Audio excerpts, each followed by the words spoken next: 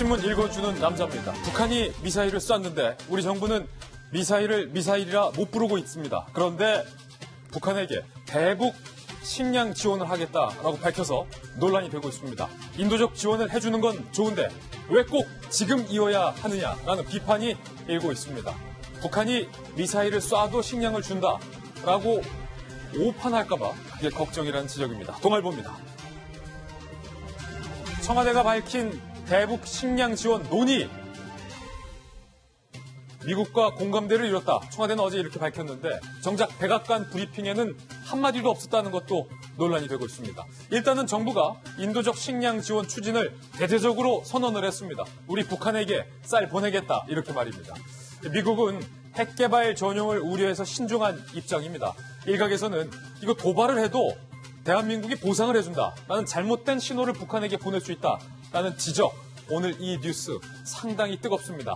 정부 내에서는 쌀을 10만 톤 이상 북한에 보내겠다라는 이야기도 나오고 있습니다. 10만 톤은 너무 많은 것 아니냐?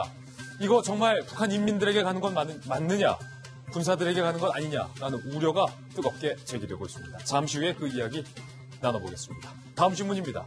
이번에 한국일보인데요. 한국일보가 문재인 정부의 대북 정책에 대해서 뜨거운 소리를 했습니다. 따끔한 소리입니다. 기울어진 안보라인이다. 북핵 대응과 관련해서 국합밖에 없다. 원래 작전을 짤 때도 야 너가 뭐라고 하면 내가 좀 달랠게. 나는 국합, 너는 배드캅. 이런 역할 구분이 있어야 되는데 한국일보에 따르면 현재 문재인 정부에는 국합밖에 없다라고 쓰고 있습니다. 문재인 정부 2년 리스크 진단. 하노이 회담 직전에 노딜 징후 보고가 있었는데 그것도 간과했다. 희망적 사고에 눈과 귀가 가려진 청와대다. 송영무 같은 매파 없이 군과 국정원 모두 비둘기들밖에 없다. 한국일보가 오늘 아주 날카롭고 따끔하게 지적을 했습니다. 다음 신문입니다. 이번엔 경향신문입니다. 버스 대란이 다가오고 있습니다. 파업 압도적 찬성. 버스 대란 온다. 이 사진에서처럼 자동차 노조 그리고 버스 회사 전국적으로 파업에 대한 찬반 투표가 실시됐는데 압도적으로 찬성표가 많았다는 겁니다.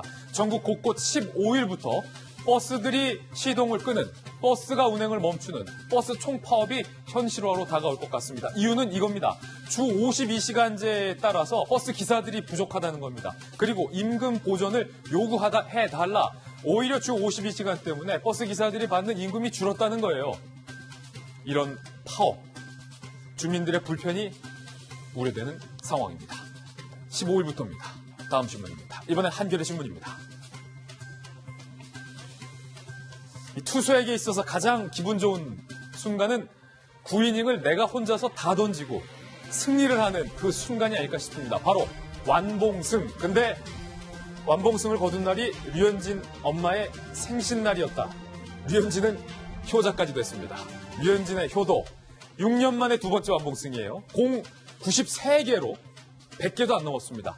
강적 애틀랜타를 잠재웠습니다.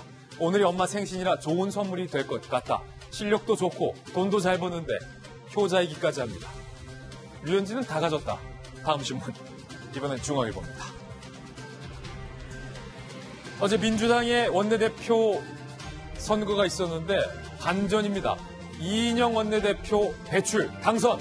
민주당이 친문 주류의 견제구를 택했다라는 분석이 나오고 있습니다.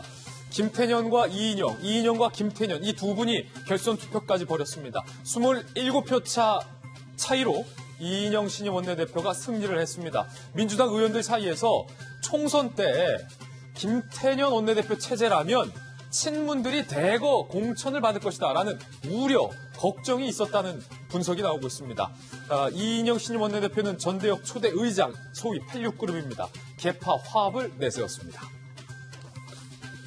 다음 신문입니다. 이번엔 조선일보입니다.